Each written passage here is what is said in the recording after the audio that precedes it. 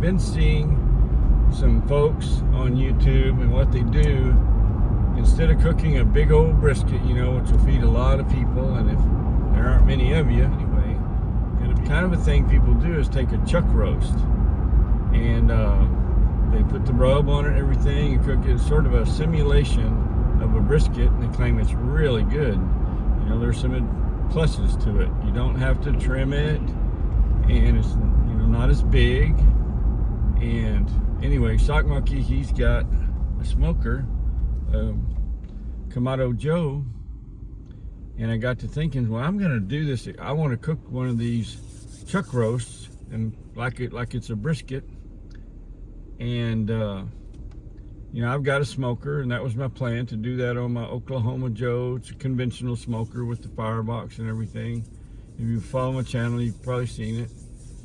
But I just got to thinking, I wonder if the Sock Monkey would like to collaborate with me and maybe test his Kamado Joe to see if it performs as well at 30-degree weather as it does, you know, on nice days, is when he typically uses it, when it's 70 or 80 or 90 degrees.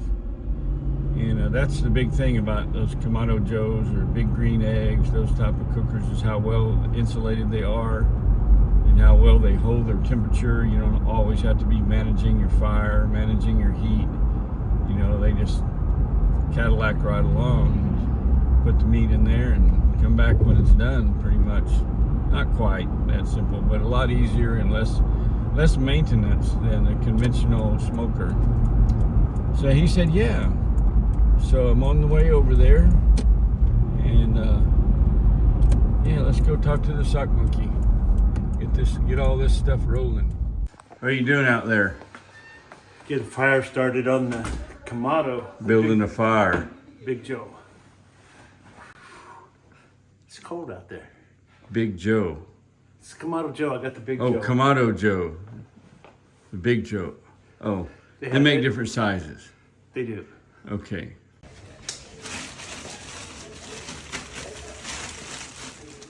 So weighed that, and it's just under 5.5 pounds. Nice and thick.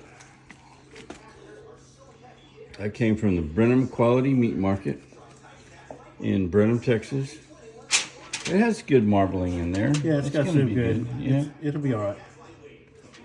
Yeah. We've had a discussion about rubs.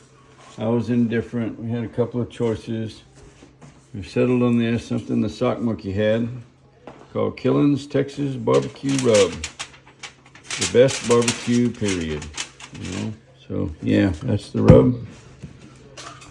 There's the meat. Go look at the cooker. He lit a fire probably about 30 minutes ago. I talked to him on the phone. He had just lit the fire maybe no more than 45 minutes ago. So he's waiting for temperature to stabilize out, which it looks like we're right on 250, which is the target temperature. I think she's already lined out. Very efficient machine, I suppose. That is a Kamado Joe.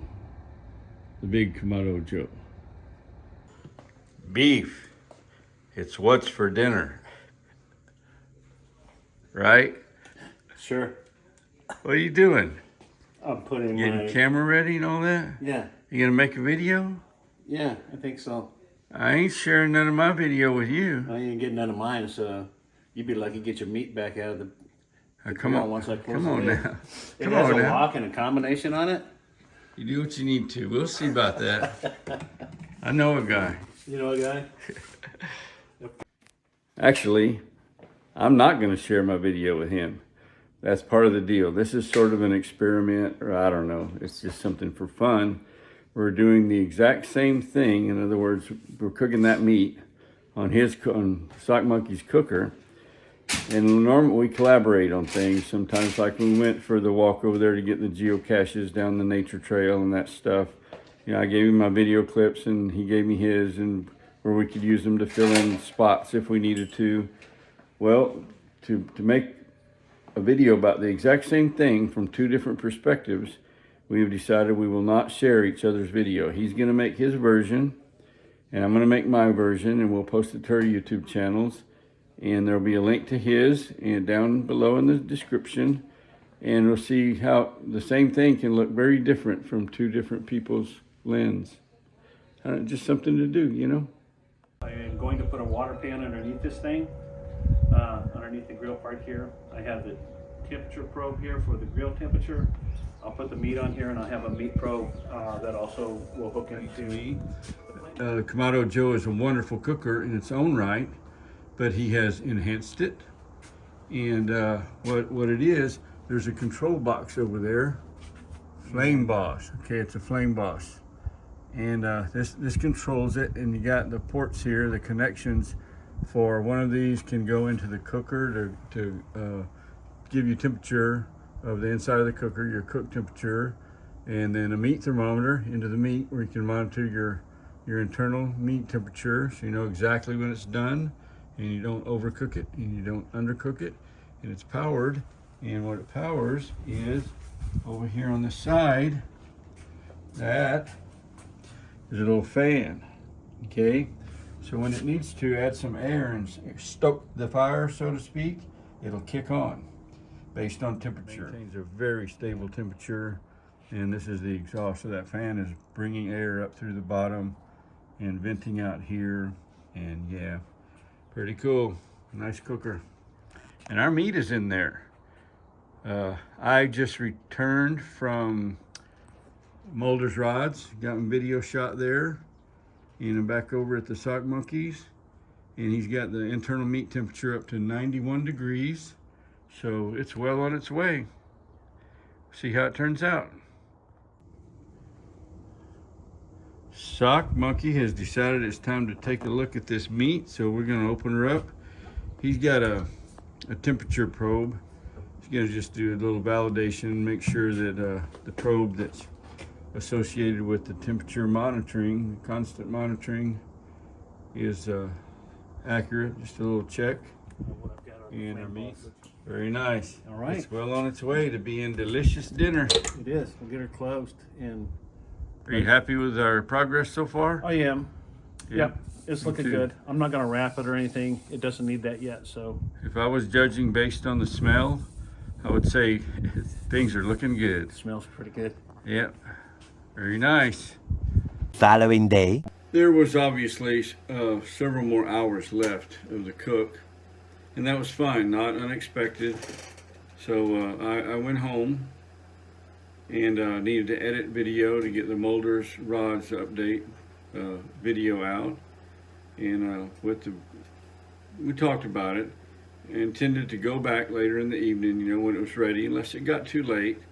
And then today, which is the following day from when we started the cook, we'll just go pick up my part of the meat, whatever. Sock Monkey agreed to give me updates. It was fine. And I had done a Google search for that weight of meat and the temperature that he felt like we should cook it at. It said about 4 to 5 hours, 4.5 to 5 hours. And he said early on that based on, he smoked a lot of meat, and it's particularly on that, knowing that his cooker, and he felt like it was going to be longer than that. And his estimate at some point in the afternoon was probably going to be about 8 o'clock, and that was fine. He was good with it, you know. It's going to take a little longer than expected. Well, as it turns out, he let me know well before 8 o'clock that it was going to be pretty late and probably not even going to be ready at 8 o'clock. So that ruled out me going back, which we knew was a possibility. And so I just stayed here at home, and he finished it up at midnight-ish, around midnight. By the time he got it cooked and up to the internal temperature he felt was the right thing to do, and let it rest. And then he vacuum packs things so they don't lose their moisture. He vacuum packed, had 2 packages. When I went over there this morning, he had 2 packages of meat ready for me. And all in all, I think it turned out pretty good. Let me show you my taste test that I did.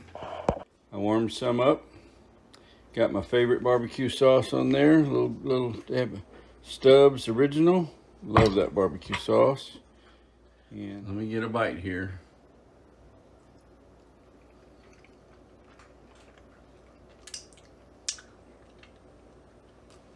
Is that a nice, moist, juicy brisket? No. It tastes kind of like brisket. I can kind of sense, you know, that it has that roast feel to it, but that may be because I know already that it was originally a roast, right? That could play a part in it. I just don't know. I think it's delicious. I think it would be a little bit dry without the barbecue sauce, I think. But all in all, I'm pretty happy with it, to tell you the truth. That's not bad. It definitely will all get eaten, at least the part that I got out of it. And I think Sock Monkey will too. I really appreciate him doing this with me. And God, he was up till midnight tending this meat. Dedicated dude, I gotta tell you. I'm really surprised that it took that long. I really don't understand. It's a little under 5.5 pounds of meat. And I mean, you cook a bigger brisket than that in less time, but I'm not sure. I'm not an expert smoker. There's a ton I don't know about it. I never will be an expert smoker. But anyway, I'm very happy about it. It was fun. And had a good day yesterday doing that. Today was a good day, and want to make tomorrow a good day. May your troubles be few and your blessings be many. Until next time, I'm out.